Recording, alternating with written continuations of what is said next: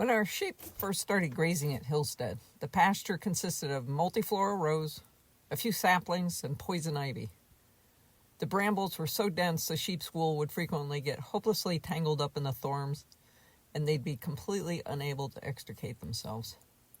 I'd rescue them by cutting one thorny branch at a time till they were finally able to yank themselves free, inevitably trailing a branch of thorns which would shred my fingers as they bolted away. Despite its heavenly fragrance, I grew to hate multiflora rows with a passion. We mowed the roses with our brush hog, and when they tried to regrow, the sheep grazed them down again and again. After a couple years, the multiflora rows disappeared. But unfortunately, under those massive bushes was bare ground, which quickly filled in with poison ivy. After a few more seasons of grazing, that too has pretty much disappeared, and it's been replaced by wonderfully tasty assortment of grasses, according to the sheep. This spring, much to our great pleasure, we're beginning to see various clovers starting to grow. I've come to truly love clover, if for no other reason than it's very reliable and an abundant source of nectar for honeybees. White clover blooms early and persists when most other nectar sources wither from the heat.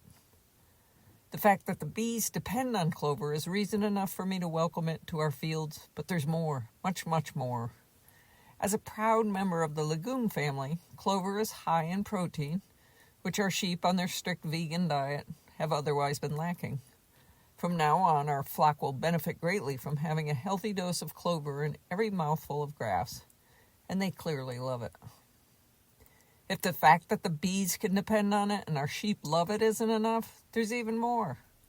Clover has the ability to draw nitrogen out of thin air and add it to the soil. If that's not pure magic, I don't know what is.